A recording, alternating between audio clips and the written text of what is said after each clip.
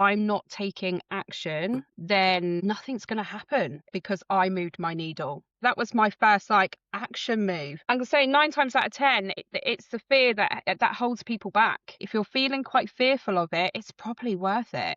I do not tolerate anyone that doesn't speak to me like I'm not a human being to walk in rooms, to be able to say I'm here and this is what I'm here for. I actually don't care anymore. Be yourself because everyone's taken. So generally, if you're feeling fearful, go and do it anyway. Guys, welcome back to the Unfuck Your Flow and Take Action podcast. I'm your host, Alice Dartnell, and I am your time management and energy management coach, speaker, and author. And I'm also the creator of the Big Business Breakthrough event and the host of the Business by Design community, which I am so proud of. And that brings me seamlessly to our guest for this episode. Yes, in this episode, all about confidence, I am bringing in a special guest in the form of Amy. Why have I chosen this as a topic today? Confidence is one of those things where we know that having confidence matters, but we don't really understand that actually our confidence really impacts our ability to take action. So often the thing that's stopping us, the thing that is causing us to procrastinate, is not time. And this is why I often say that time management has nothing to do with time. And one of the bigger blocks that I see with women, confidence. So this is why I've brought Amy into the conversation. So grab a cuppa, let's get comfy, and let's dive straight into this episode. Trust me, it's a cool cut, it's a powerful one. You're gonna love it. It's so great to be here. Me and Amy met April 2025. Nice. Yeah. And do you know what? I remember this day really clearly because I had just come back, literally landed back after Cambodia into England and went straight to an event. And when I say I went straight to an event, my dad actually had to come meet me at London as I was travelling through London from Heathrow to Tring to drop me off some English appropriate clothes because I'd been in Cambodia for 20 months and had nothing except like denim shorts and bikinis. And I was like, oh, England's a little bit cold for that. And then, so I really remember this day, etc. so clearly. But it was when we were at the lunch break, me and Amy got chatting because I said to Amy, oh, I like your shoes. And that's how we got chatting. And I know in that short amount of time, which is almost coming up to a year as we record this, I think it's fair to say a lot has fucking changed for you, like a lot of things. So on that note, lovely, let's just tell us a little bit more about who you are and what you do. Brilliant, fantastic, lovely little intro there. I am Amy. I'm a property and business PA. I've just literally got into community strategy as well. So that's very new on the scene. But I help property and business owners with all the behind the scene things. So things that they don't really have time for, I'm giving them back their time so that they can go out and do what they need to do to move their needles in their business. So that's basically what I do on a day-to-day basis. Yeah, I love that. I love that. And that is so different from where you were probably this time last year, but also your confidence as well and the journey that you've been on professionally and personally the last year. So tell us a little bit about that, lovely. Like, you know, it's in such a short amount of time as well. It's really short amount of time. So when we met in April 2025 at another event, I nearly didn't walk into that room that day because I didn't Yeah. have the confidence. I couldn't get my foot over the threshold to be able to move one step forward throughout the day. Thank God that I did. I got to meet some incredible women that day, including yourself in the lunch queue like you do. There was no confidence at all. I had just left my 9 till 5 corporate job.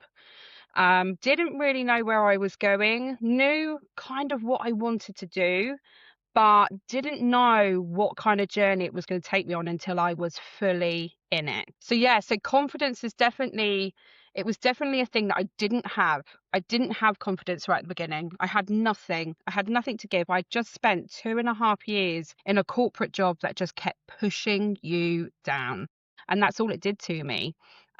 So to be able to do such a massive amount of things in such a small time, in like my 6 months, really. In 6 months, I just completely changed.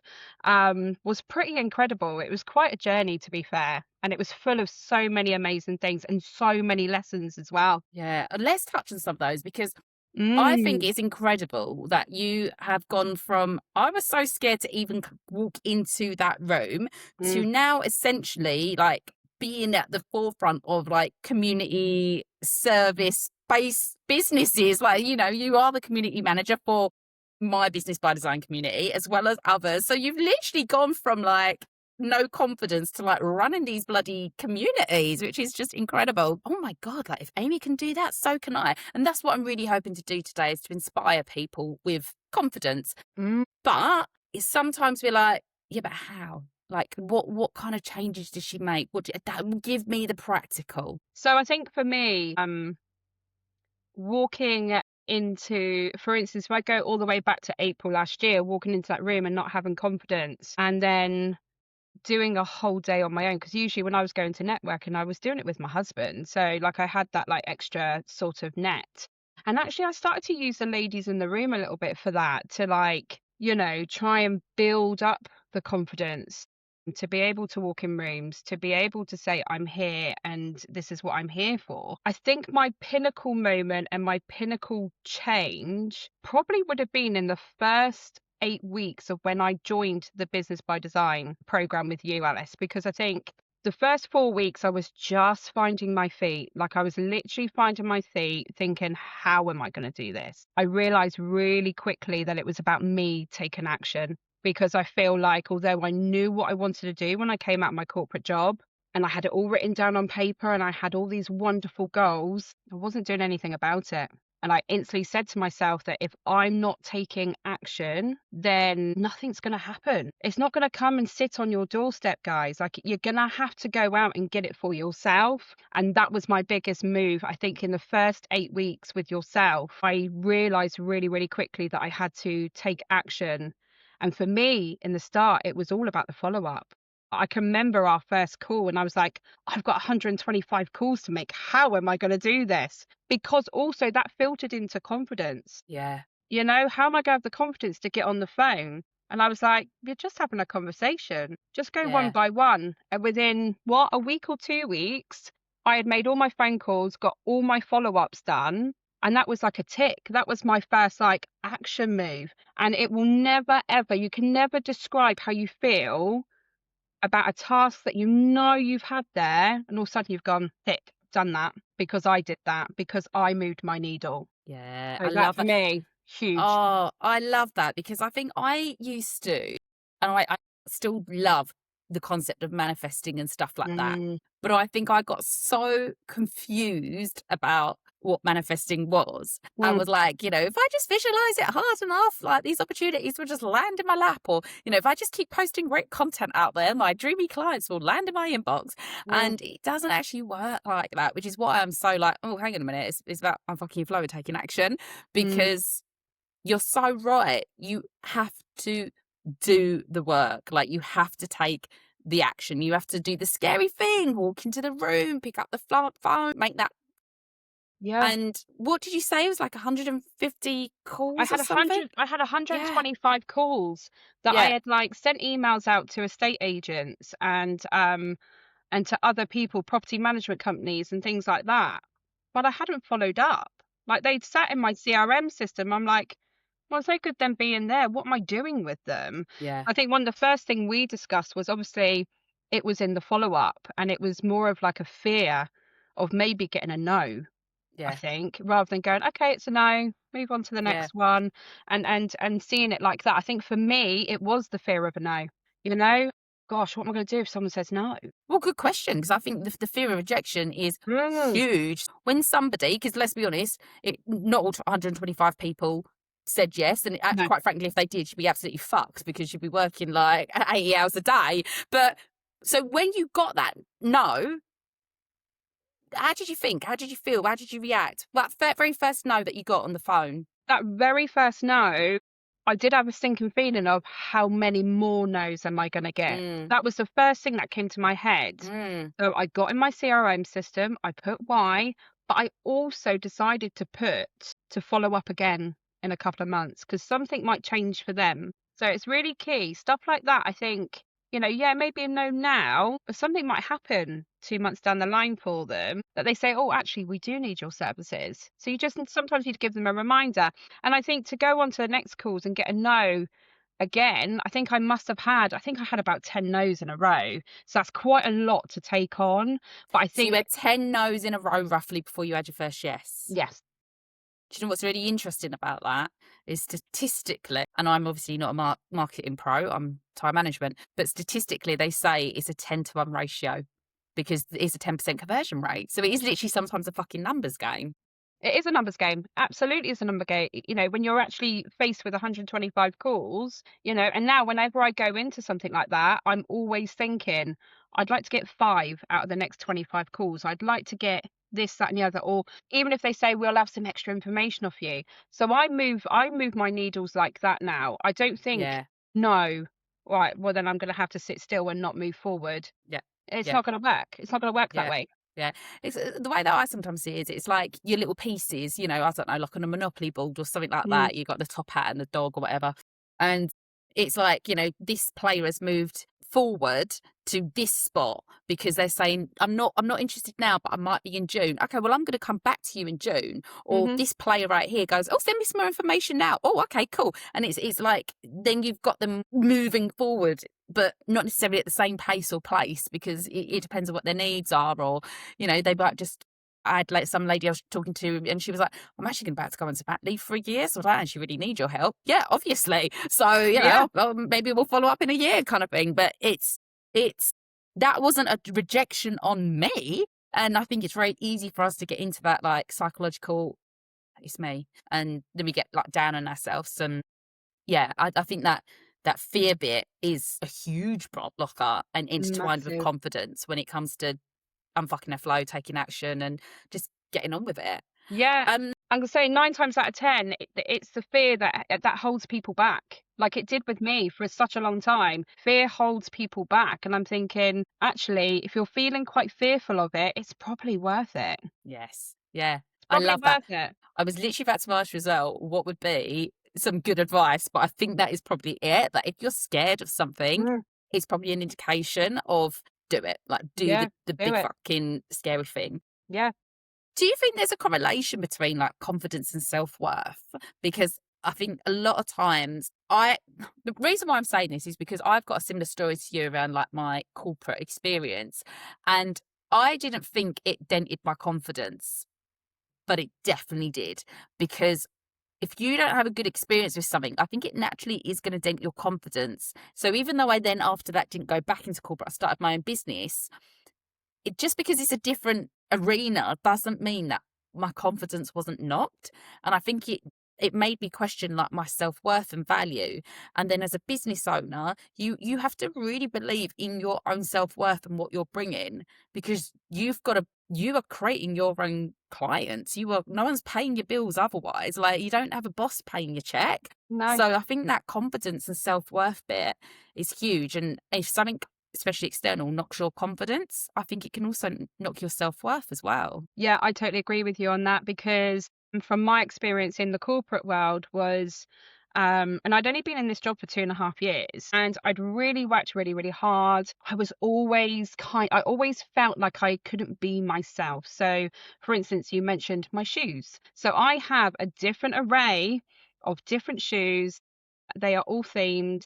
I And can actually confirm this. She is not making this up. I can confirm. they are all themed shoes. So and quite often I would have like little looks at me by the bosses and like, you can't wear those shoes. We're in the corporate world. And I'm like, my feet are under a desk. No one can see them. It brings me happiness. And that's the most important thing. But I think as you go along and it's constantly drilled into you that you need to be wearing, I always think like you have to be wearing black, white, grey, navy Navy. blue. Yeah, navy blue, and I'm not that person. Like I'm wearing pink because I love wearing pink. Yeah. I wear giraffe boots because I like wearing giraffe boots. You know, like I wear these things because I feel confident in them. So yeah, so to come out of a corporate job where you feel like you're tied down to a certain color of clothing or how you should look or how you should behave, to coming into this new world, yeah, at first I just didn't know where I was going to place myself. I was so unconfident. I was made to feel unconfident. So they definitely do go together. Like absolutely, like your self-worth, like my self-worth took a real plummet and I really had to work hard to realize that I am definitely worth everything possible because I deserve to have this, that, and the other because I've worked bloody hard for it. So yeah, so they do go together. When I first came out, yeah, I felt very much like they were both struggling. So to be able to work that up in my first 6 months after leaving my job was pretty extraordinary, I think. Yeah, absolutely. So let's just touch on that, lovely. And let's talk about like what you're no longer tolerating, because I think you've just Mm, really lovely like brought that into the conversation here, because it's like, yeah, actually I was the same when I was in corporate. Like I tolerated a lot of shit that I wouldn't stand for now. And I think it's fair to say one of your great things that you've done in the last 6 months as like being part of the community and stuff like that is putting in boundaries in place. So it has improved your confidence, and it mm, has improved your self-worth. Like you just said, yeah, I work hard. I deserve this. Like, I'm worthy of it. mm, And I think in order to get to that place, we have to start cutting some of the crap or saying, nah, I'm not tolerating that anymore. Like, no, that's not for me. mm. What have been some of the things for you? I think in the corporate world, I always felt like I wasn't enough. And when I came out of the corporate world, someone said to me, it's really important this as well, and I've taken this with me. Someone said to me when I said to them, I just feel like I'm not enough for anything, and they were like, enough for who? Like enough for who? Who are you trying to be enough for? And then I realized it was me. So the kind of things that I don't tolerate anymore is I will now not allow people to speak to me in a certain manner, which I had a lot in my old job. I think we're all human. Use your tone, read the room, use your tone. So I don't tolerate that anymore. Knowing your self-worth, I don't allow people to take the piss anymore. Like I would quite often, I can remember going very early on, having a couple of clients who were like, I'm going to message you at 7 o'clock in the morning. And I can remember putting it into the business by design community. And they were like, what? And I was like, yeah. And I was on the phone and I was messaging them back. And I was like, why am I doing that? And I was like, I'm the business lady here. I'm the person that's running my own business. So I'm the one that gets to call my schedule, and my schedule doesn't begin until 9 o'clock. So, so boundaries were huge from start to finish, and I continue to place them as I go along now because, things do change in a working relationship. So you do need to put in your boundaries as you go along. But yeah, I do not tolerate anyone that doesn't speak to me like I'm not a human being. Like it's Yeah. just rude. I don't like it. So I'm not going to take it from anybody. Yeah, no, I love that. I love that. So you said it earlier, like a lot changed for you pretty quick, especially in those first 8 weeks of joining the Business by Design community. How do you think being part of the community helped you? Accountability is like I love that word. Accountability is probably one of my favorite words, and I use it in both communities that I work in. Being able to set your intentions every week, and then when I was in the program to begin with, it was very much like I'm setting my intentions and everyone's holding me to it. And the really weird thing now, being the community and accountability manager for the Business by Design, I'm now saying to people, come on, write your intentions. So I'm like going, I need to put mine in first because Yeah. you've got to set an example, you Yeah. know? Got to walk the talk and lead by example. Exactly. Yeah, so accountability within that group's been amazing. The support is just off the chain. No question is a stupid question. I think a lot of people can come into any kind of environment like that and think, oh, I don't want to ask that question because what if it's a stupid question? No question's a stupid question. Ask away because that's the only way that you're going to get an answer so you can move along with the task. Otherwise you're not moving. You're just staying at this one task. the ladies are amazing. The ladies in that group are awesome. So, you can have a laugh, you can have a joke. And I know for me as well, they are the most supporting people that I've ever met because, over the last few months, we all do it. We go through bumps and, little dips in your journey. And I've had exactly the same in my personal life. And those ladies have really picked me up and made sure that I've carried on. Like I've carried on doing what I'm doing, even though I'm the community accountability manager. They're still picking me up and they're still like moving me along. So yeah, absolutely. Like, if you're going to find your tribe and stick with it, Yeah. Yeah. I always say we're here for your wins and your wobbles. And the Mm, reason why I say that is because number one, as we're really bad at celebrating ourselves. hmm And as you know, Amy, I'm always like, what's your win for the week, ladies? Because it's so hard to be like, oh, we go nothing. And then we're like, oh, all this amazing shit. But also, you're just so right. Like, shit happens, life hmm feels like things feel frustrating. Like, you just have those moments where you're like, I'm going to punch technology in the face or Yeah. someone in the face. And, it just happens. So, having that space where you're like, that you're going to be picked back up is incredible, especially when, like you and me, we didn't have that in corporate. Yeah, I love it. Love it. Well, I'm very glad, obviously, you're part of the community. And I think it's so amazing to see you have come so far in such a short amount of time as well, lovely. So I am in a minute going to ask you to leave us with one top tip. And I'm turning up to events and walking in there like they're my own. yeah, girl, I love That's what I'm that. doing. Strutting in a giraffe shoes, like, Oh yeah, like I'm walking into those places with so much confidence. And it's really weird. Like another community that I do a lot for, we were out at an R&B brunch, and I was the first one up dancing, and they were like, wow. And I'm like, yeah, that's just me now, because I actually don't care anymore. Like if you like me, you like me. If you don't like me, that's fine.